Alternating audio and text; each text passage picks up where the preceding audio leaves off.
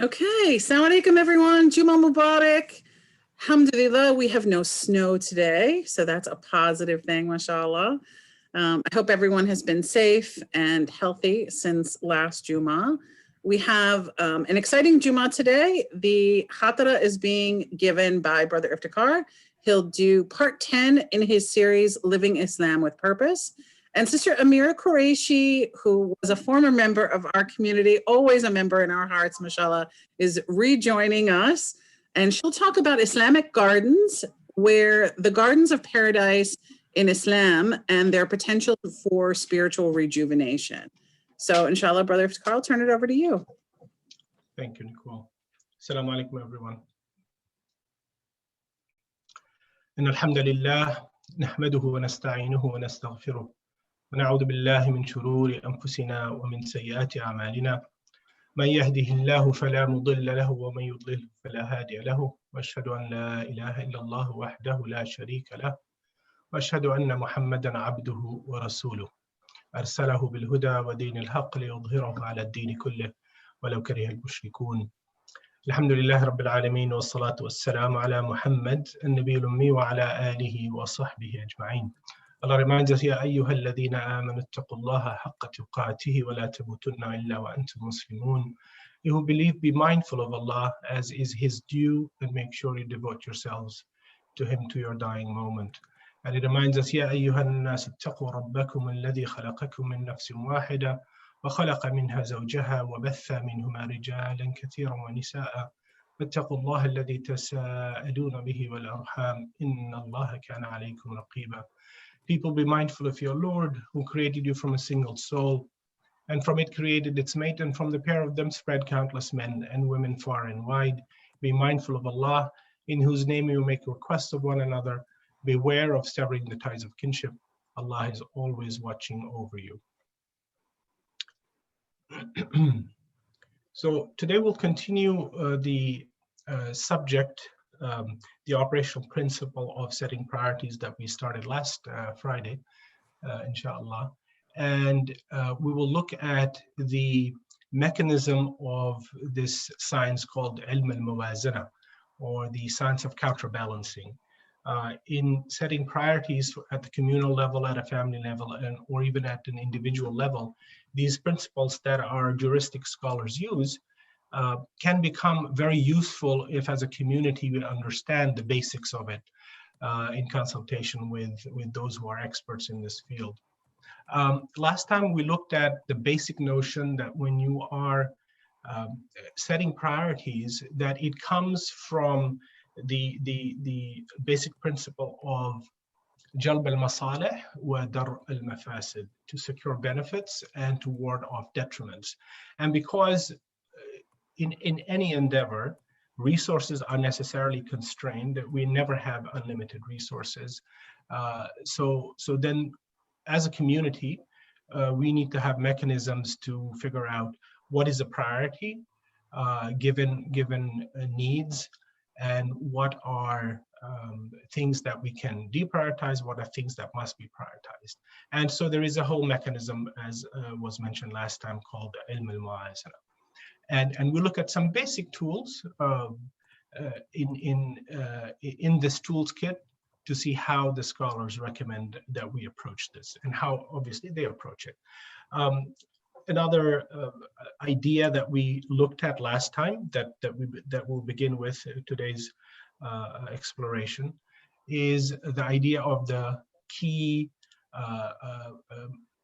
purposes within Islamic Sharia, or within law in general in the Muslim tradition. And these were the 5 major objectives of Islamic law, al-maqasid al-khamsa al-kubra, the 5 that are the major ones. Obviously, there are secondary and tertiary maqasid that we can explore, but the 5 major ones, very briefly, that we looked at last time, began with the preservation of religion or deen, the preservation of nafs or self, the preservation of aql or our capacity to reason, the preservation of nasl or nasb, our progeny, and in some constructions it includes both progeny as well as those who have passed away.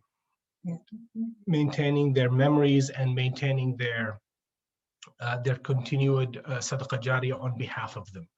So this is part of nasl and nasb, the preservation of progeny. And then the fifth one is the preservation of wealth or mal. So these are five of the major ones. And then when we look at the approach in how we balance things, the scholars talked about three levels of priorities. And this is the new piece that we'll explore, inshallah, today. And those three levels are instinctively very straightforward. They are daruriyat, hajiyat, and tahsiniyat. These are the Arabic terms, and they equate to necessities, needs, and complements. So the necessities are those without which life cannot be sustained, or your objective that you're aiming to establish cannot be achieved. These are the daruriyat. And with respect to the five major objectives, those are considered at this level of priority. So the preservation of religion, the preservation of progeny, of wealth, of aql or reasoning, and of the self. These are all considered at the level of the highest priority, which is necessities or daruriyat. And necessities are those matters without which either individuals or societies cannot continue to exist. So these are matters of life and death, right? And again, as I just said earlier, in this category of necessities, the five major objectives constitute the highest level of necessities for the community as a whole and individuals as it pertains. The next level below necessities is the idea of hajiyat, or in English, those things that in our lives, to sustain our lives, we consider them as needs, which are complements to the things that are necessary. So these are needs that are the next level of priorities, and they give us, according to the idea of acquiring benefits and avoiding harms, they give us some benefits that are lesser than those that are absolutely necessary, and they also prevent those detriments that are lesser than the absolutely difficult and desirably to be removed harms, right? So again, this is a prioritization that our scholars recognize. After necessities come complements, or in the Arabic tahsiniyat, and some other scholars title it as taziyyiniyat, or beautification, right? So these ideas, the idea that there are things that complement our needs, which complement our necessities, these are things that beautify our lives. And tahsiniyat, you will notice, is rooted in husn, or things that beautify our lives. So if we look at a fairly simple example that Omar Farq Abdullah gives in his seminal paper, and we'll look at others as well. A home is necessary, a home that has warmth in it, that has protection and shelter in it. This is a necessity, this is a daruriyat, without which a human being cannot survive. So a home is absolutely necessary, but perhaps there are things inside the home that are not absolutely necessary. So in his example, he says a dishwasher perhaps is a need, but it's not a necessary thing, because you could wash dishes if you have running water. Running water, on the other hand, might be one of these things that, for certainly our modern societies, has become a necessity, and it has migrated from a need to a necessity. And this is something that our scholars also recognize, that sometimes, given the orientation of a society and its material structures and its material facilities, what might have been in a previous age, in a previous era, a need or a complement at the second or third level, has now become a necessity. And that is truly beneficial, and promotes the well-being of society. So running water might be one of those kinds of things. Clean water is definitely a daruriyat, a necessity, but perhaps running water, where you have easy access to water, might also be considered at that level. We know that there are many societies around the world where you don't have running water, you have to go collect it. And in those instances, limited to their physical realities, water and the presence of clean and potable and drinkable water becomes a necessity, but the running water part of it can potentially be a need. So necessities, needs, and complements vary, right? Back to Dr. Abdullah's example, a house and a safe place to live is a necessity. Perhaps a dishwasher is merely a need. And then if you beautify your space in a house, like most of us will desire to do, that's a complement. You can live without it. It's not a need and certainly not a necessity, but if you have it, it beautifies your life and it beautifies your ability to interact with others in your environment. Another example that is very important for us to think about Islamic seminaries in the United States. We are a growing community of American Muslims, highly diverse. But what binds us together is Islam, and what binds us is the necessity of having a sound and repeatable and replicatable understanding of Islam.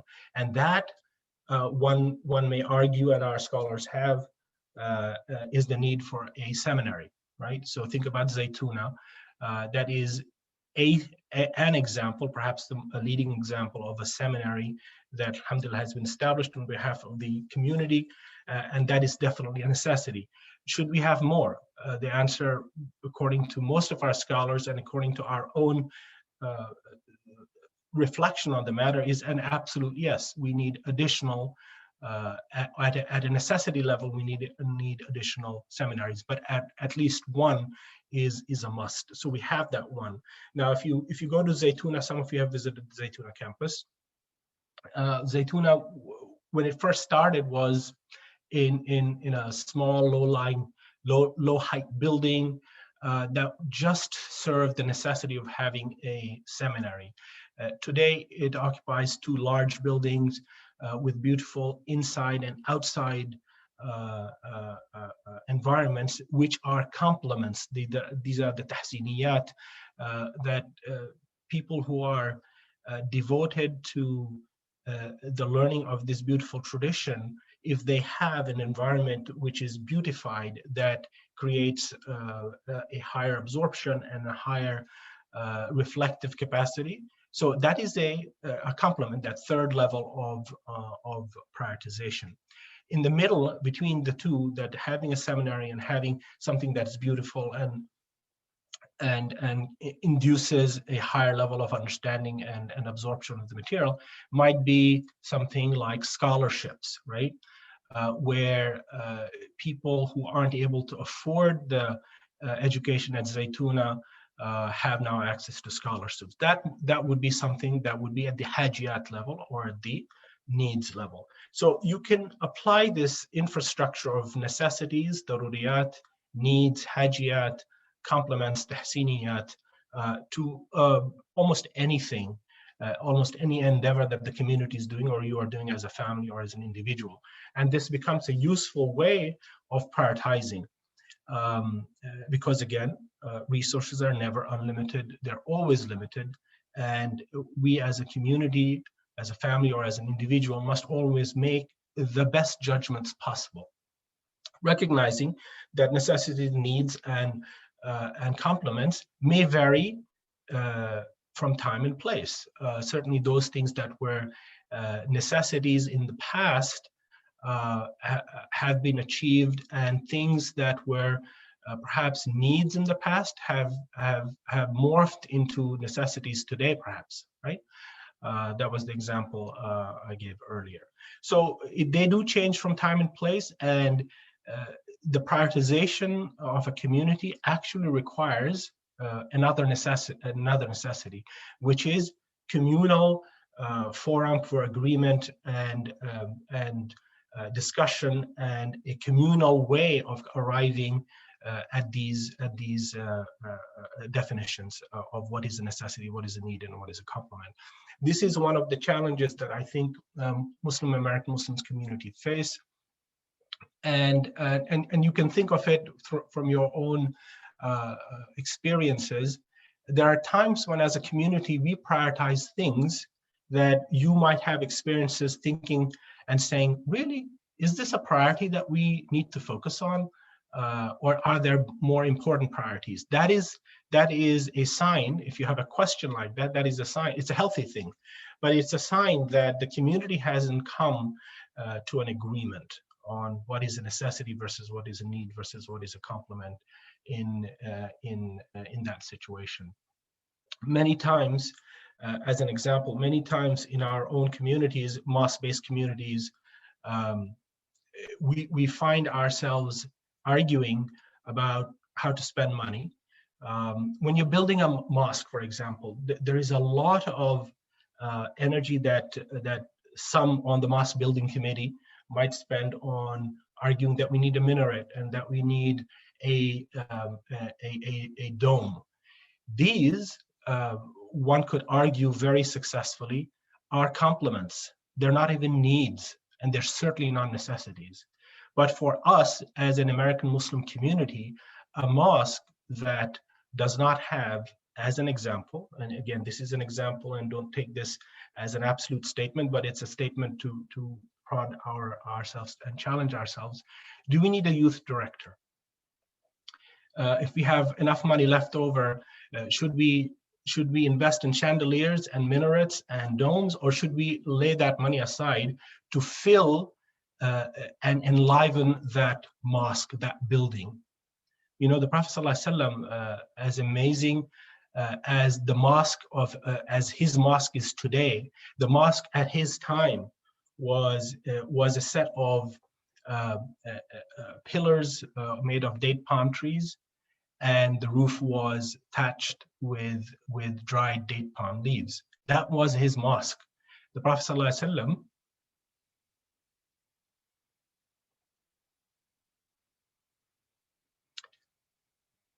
invested in human beings. He invested in his companions.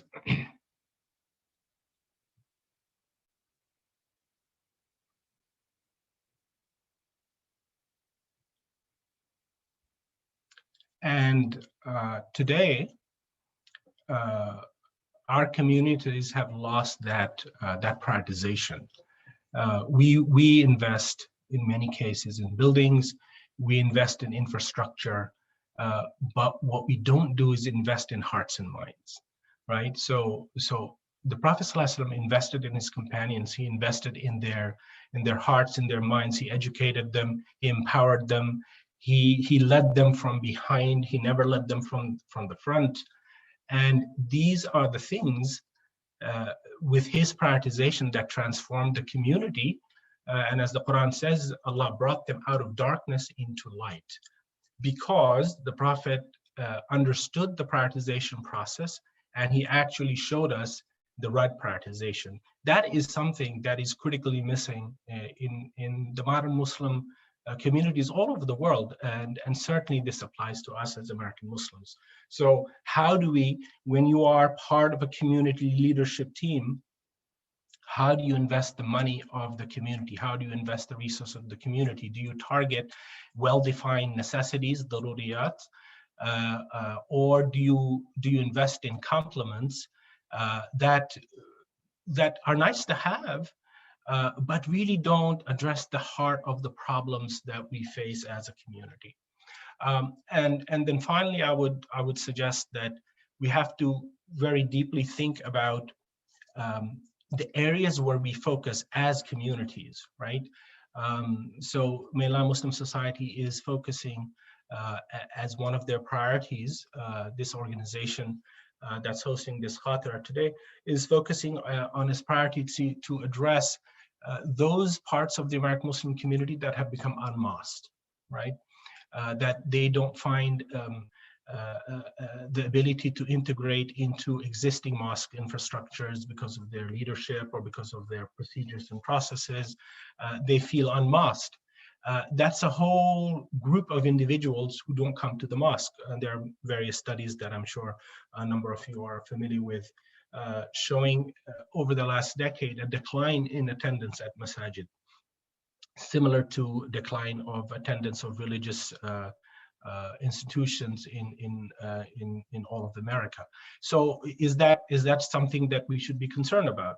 The answer is absolutely yes. And at the highest level of priorities, how do we address unmasked communities and bring them back to a mosque that is reflective of the Prophet's priorities and not reflective of the confused set of priorities that a number of mosques that we have perhaps encountered and interacted within have established. So this is an urgent matter. This itself, the prioritization of communities and bringing their hearts and mind back in the prophetic way into these mosques-like institutions or community-like institutions is a daruriyat of the highest order. It's a necessity of the highest order. There are many other examples that if we had the opportunity to discuss and debate, which might be an opportunity to do that this evening in the follow-up session, can help us identify and rectify the imbalance in our prioritization schemes. Finally, I would say that one of the problems where the necessities, needs, and complements are not appropriately sized and appropriately prioritized is because we bring to our understanding of Islam that which is not of Islam. What do I mean by that phrase? I mean that we conflate what might be cultural priorities, and we should note that cultural priorities are part of the Muslim tradition, right? Islam doesn't reject culture. Islam never has rejected any culture that it arrived into. It actually promoted all that was good within the culture and simply, very selectively and very gently promoted the removal of those things that were harmful within this framework of the Quran. But it never did that harshly or in a radical way. It did that in a slow, gradual way, recognizing the limitations of people and the limitations of change. So this is the tradition that Muslim societies have established over time. However, we find ourselves, certainly in the American Muslim tradition and experience, that we will bring what are cultural values that are actually not part and of the urfi practices or of the sanctified cultural practices within the Islamic framework. We bring those to play and in context, and then we prioritize them over even very clear texts. So as an example, and this will be the final example I want to share and ask for your thoughtful reflection on, how are sisters allowed to interact within traditional mosque-based institutions? We continue to see the challenge that sisters are given the back room or the basement or the smaller space with justifications such as Jummah is not fard on them or obligatory on them, so the larger spaces, and also, generally speaking, the more beautified spaces are for the men, and what is left over is good enough for the sisters.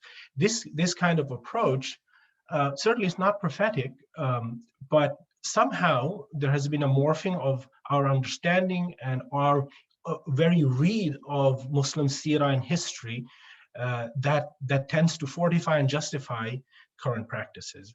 And these then need a challenge, justly, kindly, insistently, but with a goal towards better resolutions of these problems. So these are some of the challenges that require the application of setting priorities to then achieve jalb al-masalih, the accrual of benefits, and dar al-mafasid, the removal of harms. May Allah guide us all to have the sound understanding of this notion, of this operational principle, if you will, of setting priorities, and give us the tawfiq, the capacity and the capability and the patience and the perseverance to engage our communities in this process. It's not an easy path. It is definitely difficult. But if there is going to be change in our society, in our communities, then it requires the engagement of sisters and brothers in this process, commitment to making this change, and dealing with those who will oppose this, because they will oppose it. But then keep in mind the Prophet sallallahu alaihi wasallam. He was not one who rejected the community, right? He was not, even those who opposed him, he did not treat them in a framework of rejection. He treated them as if they needed help, as if they were misguided, right? He didn't dismiss them. He tried one method, and if that failed, he tried another method, another method, and another method, and he made dua for them. So this prophetic approach to engaging community is very critical, because if it is a modern set of frameworks, a revolutionary framework or a rejectionist framework, that all those who we are in disagreement with in terms of setting priorities, we reject, right? This rejectionist approach, which the Muslim community faces, and many in the activist Muslim community also face. They are very dedicated to the betterment of the Muslim community, but they find people in disagreement with them, and then they become rejectionist of those people. That is not prophetic. That is not the Sunnah of the Prophet ﷺ, which treads very carefully and with great care and great love for all those who profess to follow Allah subhanahu wa ta'ala and example of the Prophet. So we need that at a very high prioritized approach when we deal with our communities. May Allah guide us. Inna Allah wa malaikatahu yusalluna ala nabi.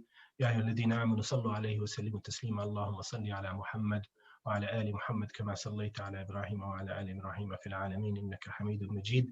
ربنا آتنا في الدنيا حسنة وفي الآخرة حسنة وقنا عذاب النار. ربنا لا تزغ قلوبنا بعد إذ هديتنا وهب لنا من لدنك رحمة إنك أنت الوهاب. عباد الله إن الله يأمر بالعدل والإحسان وإيتاء ذي القربى وينهى عن الفحشاء والمنكر والبغي يعظكم لعلكم تذكرون. السلام عليكم. Ameen. Wa alaikum salam wa rahmatullah. Jazakallah khair. What a great reminder. We have to work together as a community to not build buildings, but build communities. And, these reminders of what's necessary and what's not necessary and what's needed and what's supplemental is so important, mashallah. So we're going to turn it over to Amira. Mashallah, we're so excited to have you with us. And I'll turn things over to you. I know you have a presentation as well, right? I do have some pictures to look at. Fantastic. Assalamu alaikum, everyone. Rabbi Shahhi Sadri wa yassir li amri wahlul 'uqdatan min lisani yafqahu qawli. I am humbled to be with you after so long, and my only excuse, and it's a terrible one, for not being closer to you is that I've just missed you so much, and it kind of hurt. So I'm really honored that you would invite me to participate, and in a weird way, grateful to have. I don't want to say grateful for COVID, but grateful to have this opportunity to connect with you digitally. So I I loved your talk, and mostly because it's going. Hopefully, my talk will give some good material for discussion, because this is going to be a really good question of whether or not my proposal is a something complementary, priority, or even a necessity. So I'm looking forward to that conversation. It's a bit of a passion project, a recent passion project of mine, and I'll explain it a little bit why. I think I may have over-prepared and under-prepared, so hopefully it will still be clear, and I might end up just cutting, skipping, or ending quickly, and then, but I'm sure, inshallah, there'll be enough for conversation. So, so first I want to ask you to, and Nicole, please keep me good on time. So first I want to ask you to conjure up in your mind an image of maybe the Taj Mahal, maybe the Alhambra. We're getting at thinking about paradise gardens in the Islamic tradition in that have emerged in Muslim cultures around the world. So monuments like these have been celebrated as magnificent structures of bygone Muslim civilizations. But when we talk to our kids, we like to boost their Muslim identity with memories, or at least some information, some education of the golden age of Islam. But anyone who's a parent will probably recognize that it's really, really hard to have an 800-year-old structure compete with influencers and current issues and entertainment, Netflix and the rest. So it's made me think about myself. I actually really, I love this information. I love learning about the history of the Muslim world. My father, Allah yarhamhu, he instilled in me a love for the beauty of Muslim cultures when I was 4 years old, and he sat me on top of an elephant as we rode past the Taj Mahal. And I think from that moment, I knew that Muslim cultures had this beauty, this elegance, this connection with nature. And ever since, I love that. My kids don't have that same experience. So so that has made me think about this, coupled with my experience as a chaplain. I work at Wellesley College as their Muslim chaplain, and I see more and more a struggle to try to connect with Islam in a very, what we call, practical theological way, a practical way. And so I'm experimenting with merging these two interests of mine. And so I have a proposal today that I would love your feedback on. Here I go, sort of skipping through some of my notes here, so that we go a little bit faster. So I've asked you to think about the Taj Mahal and the Alhambra. Those two structures differ in that the latter is a palace and the former is a mausoleum, but both are considered paradise gardens because of their shared features, which were adopted from the ancient Persians. So if you know the Arabic word firdaus and the English word paradise, they both are rooted in the Persian word paradise for actually a walled garden that was created by Cyrus the Great in the 6th century BCE, I think. His was called the Chaharbagh, for a fourfold walled garden. And it was divided into 4 blocks, and it was, here I actually have some pictures. This first one's a little bit boring, but let me first share screen and pull it up for you. Okay, can you see that? Somebody say yes. Okay. Yes, we can. Yep, you're good.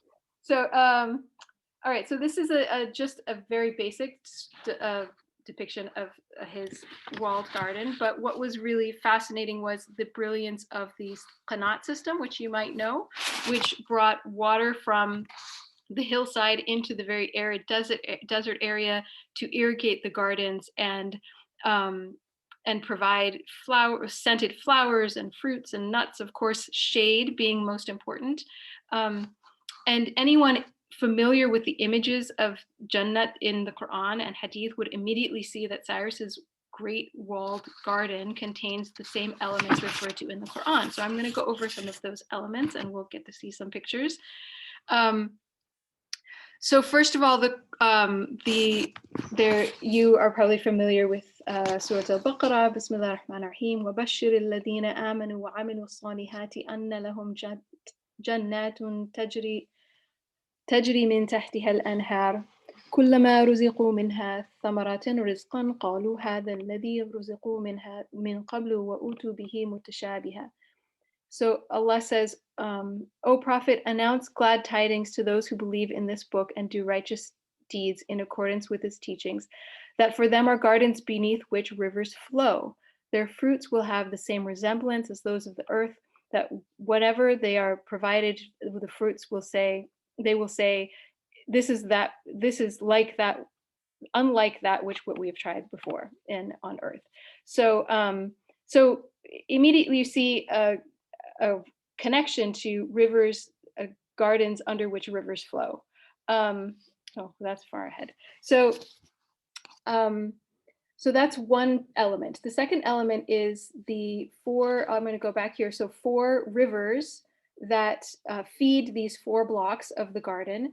And in Surah Ar-Rahman, Allah talks about for the one who fears his Lord, there are 2 gardens, both full of overhanging branches, each of them having 2 springs flowing with fruits. And besides that, there are 2 other gardens springing forth water. So hence you have 4 gardens and 4 rivers, also depicted in Cyrus's Paradise Garden. In addition, we have the story of, in the Quran, of the paradise. Here, I'll read the ayah. Here is the example of paradise which the God conscious have been promised. In it shall be rivers of incorruptible water, rivers of milk that do not spoil, rivers of wine, and rivers of wine, a delight to those who drink, rivers of pure honey. In that they will have every kind of fruit as well as forgiveness from their Lord. So here you have a description of 4 kinds of rivers: water, wine, milk, and honey in Jannat. And during the Prophet's time, during the Prophet's ascension, the Isra and Miraj, he said he saw 4 rivers flowing out from beneath Sidrat al-Muntaha, the lote tree, 2 visible and 2 hidden. And in conversation with Angel Jibril, we find out that 2 hidden rivers are of paradise, and the 2 visible ones are actually the origin of the Nile and the Euphrates. So the last element that's shared by the ancient Persian gardens and what was then adopted by the Muslims, very easily and seamlessly adopted by the Muslims, is the concept of shade. And the Quran, the Prophet Muhammad ﷺ says, there are 7 kinds of people from whom Allah will shade in his shade on the day when there is no shade except Allah's shade: a just ruler, a youth who grew up worshiping Allah, someone whose heart is attached to the mosques, 2 people who love each other for the sake of Allah, who meet for that sake and part upon that, someone who rejects for the fear of Allah a seductive proposition to commit zina, and one who gives in charity and hides it such that the left hand doesn't know what the right hand is doing. And lastly, one who remembered Allah in private so that her eyes shed tears. Now, so those are 4 descriptions of paradise in the Quran. They happen to match really well Cyrus's walled garden. So when Muslims conquered Persia in the mid 7th century, it was very easy for them to adopt and embellish the Persian gardens, and thus became the Islamic paradise gardens that then were embellished and spread across the world, across the Muslim world. So if any of you have done any Islamic art history classes, you might have encountered scholars suggest that that the Taj Mahal, for example, was created. The Taj Mahal, if I don't have a picture of it here, but it sits within a garden similar to this. I might have a picture of it later.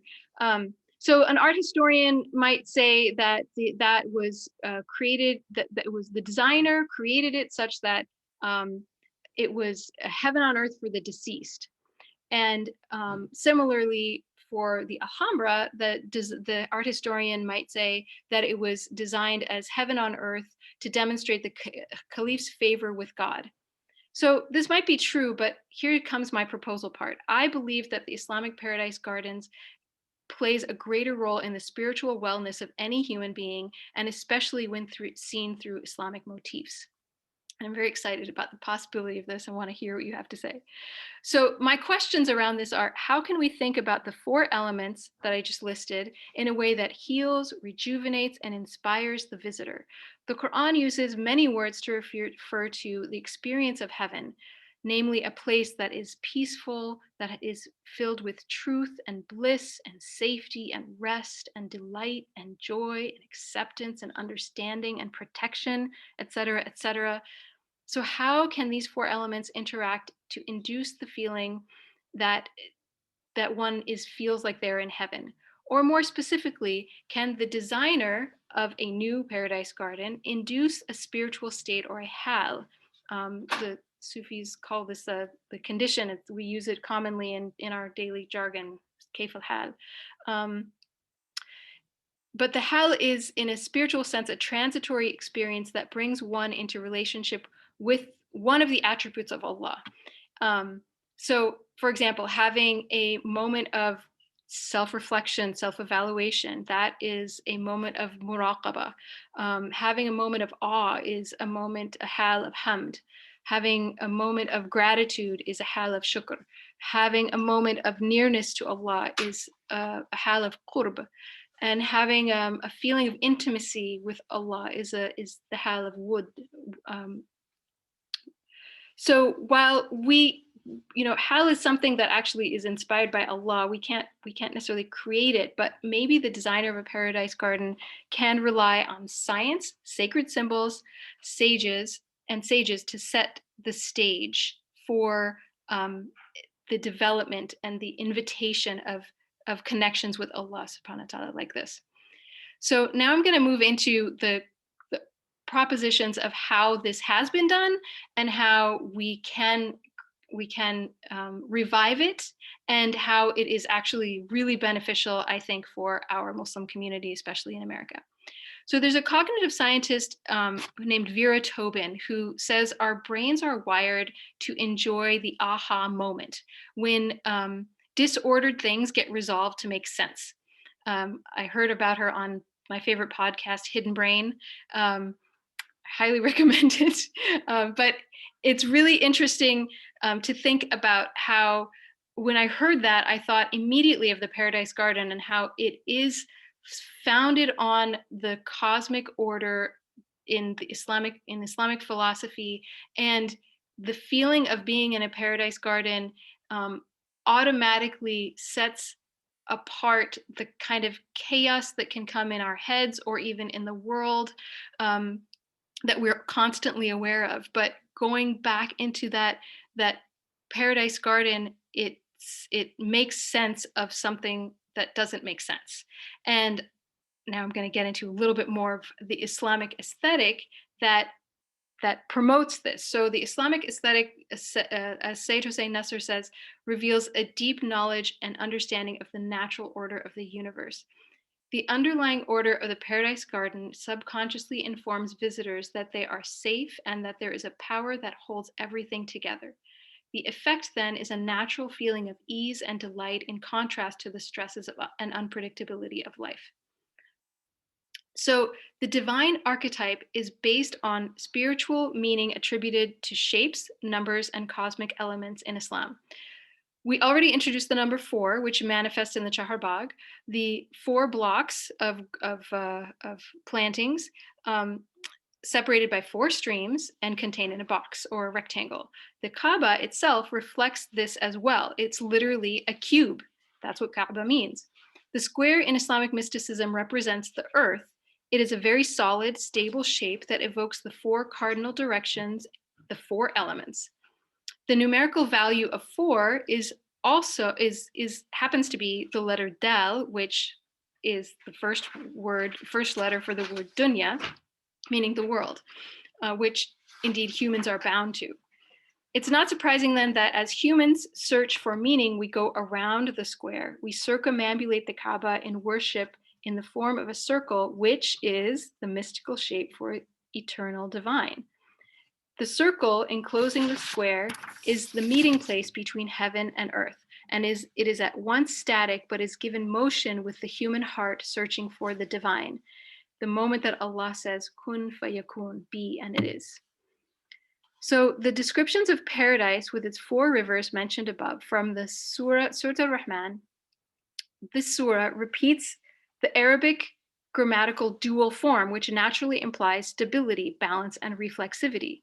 For someone who is familiar with Surah Ar-Rahman, the sight of the doubled garden, what you're seeing still here, Jannatan, would spark immediately the melodic rhyming of the surah and its refrain, which of the favors of your Lord would you deny? Thus, the visitor would then interact with the garden with this question in mind. Also invoking the dual form of stability is the other description of rivers of Jannah mentioned above, in the description of the Isra and Miraj, when the Prophet traveled miraculously from Mecca to Jerusalem up into the heavens. This miraculous venture introduced the Prophet and his followers to the celestial balance in cosmology. Yay, you finally get a new picture. With the Beit al-Ma'mur. So here's an illustration. I have a nicer, this is an illustration of the steps of the Isra and Miraj. I have a nicer illustration of, this is an artistic depiction of the Beit al-Ma'mur, which is the mirror replica of the Kaaba, which actually the Kaaba is a replica of it, around which the angels make tawaf all the time. So this immediately gives us a tether to the ghaib, the mystical world. And even though we're far from the Kaaba right now, we go there 5 times a day in our minds when we pray. And it's a way of tethering us to it's like there's a portal between the Kaaba and the Beit al-Ma'mur, and it's a tether to the mystical world that helps us to see that we're not just spinning on a planet in the middle of space. We are tethered to this level of heaven, and that this story of the Prophet's ascension is a demonstration of how, as a human stuck on earth, we can, through the refinement of our character, of our nafs, we can eventually, inshallah, get to the upper levels of heaven. So this story of the Isra and Miraj, it starts with the Prophet Muhammad sallallahu alaihi wasallam in Mecca, and Angel Gabriel gives him a choice. He gives him 3 cups, one full of milk, one full of water, and one full of wine.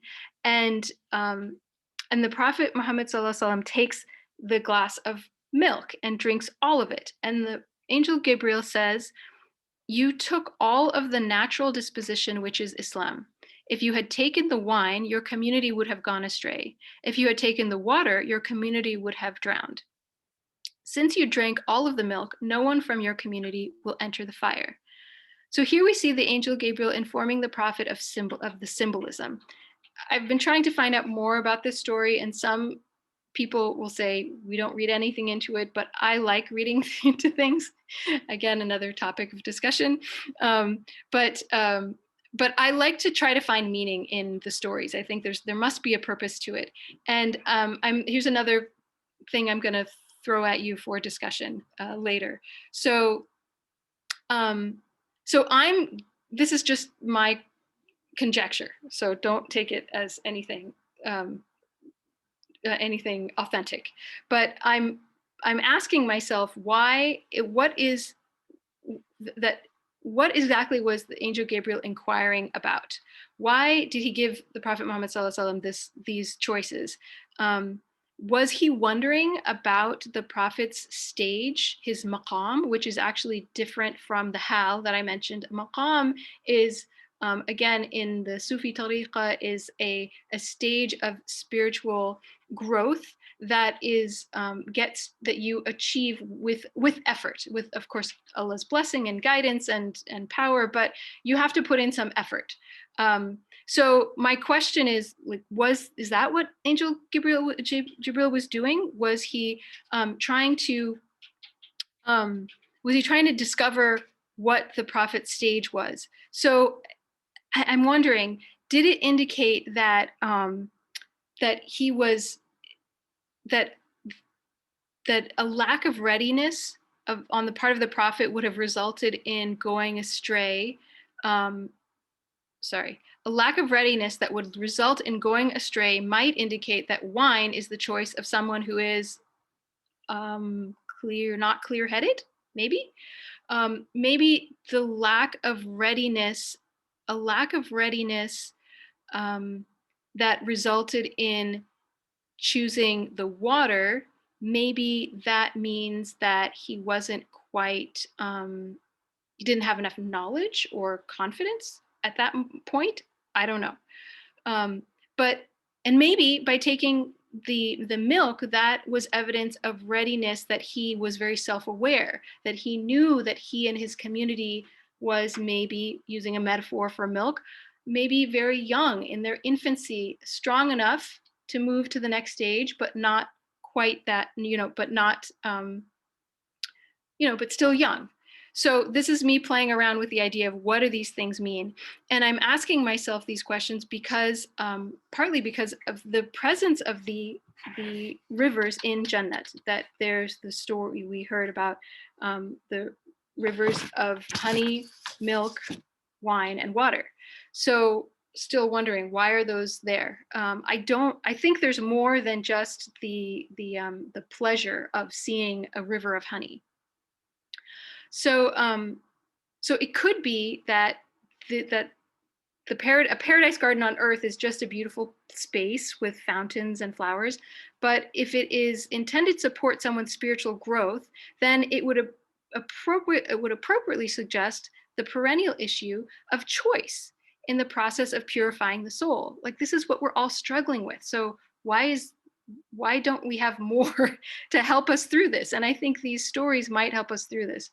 So with knowledge of this story, imagine yourself in a paradise garden and you have knowledge of this story of the 3 cups in your head, and you're walking through the garden along the streams from the fountains, passing places maybe where you could get a drink, and all of this would remind you of the story of the prophet with the 3 glasses and what his choices were. And maybe, if my interpretation has any weight, it might, you might think to yourself, what am I ready for the next stage, the next challenge in my life? As the prophet was asking himself, what is he ready for? Or was the angel Gabriel was asking him, what is he ready for? I'm going to, here's an example of maybe walking along, imagine yourself walking along this, in this paradise garden. So I think this question of choice is really, sorry, and Nicole, I just want to make sure, I can't see where the chats are, so I don't know if you're sending me. I am. That's okay. We have about 2 minutes left, inshallah. Oh my God. Okay. Okay. So I have so much more, but I think I've set up the idea that these, and let me go through the pictures for you so you can see the pictures. These images, this is an image of the union of the earth and the heavens through the shapes.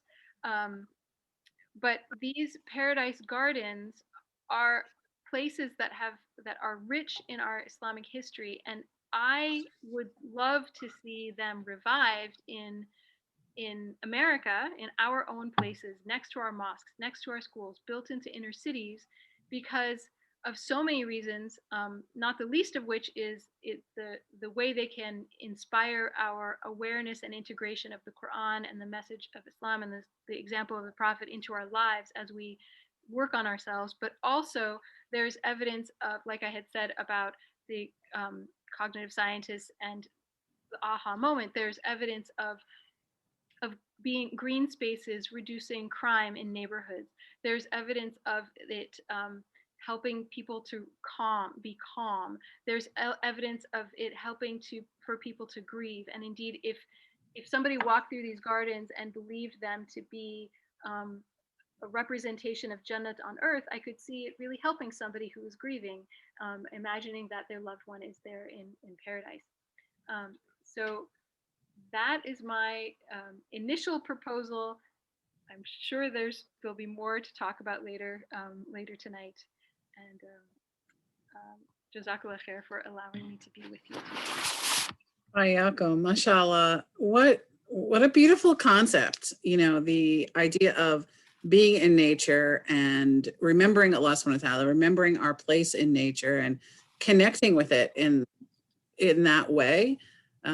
What a beautiful concept, mashallah. I had actually never heard that term, paradise gardens. So this was a real education for me, mashallah. Well, then I've done my job. If you know. You have 100% done your job, mashallah. So it was excellent. So thank you so much. And I'm sure there will be much conversation tonight during our session. So please join the Mainland Muslim Society at 7:30 to hear. Am I right? 7:30.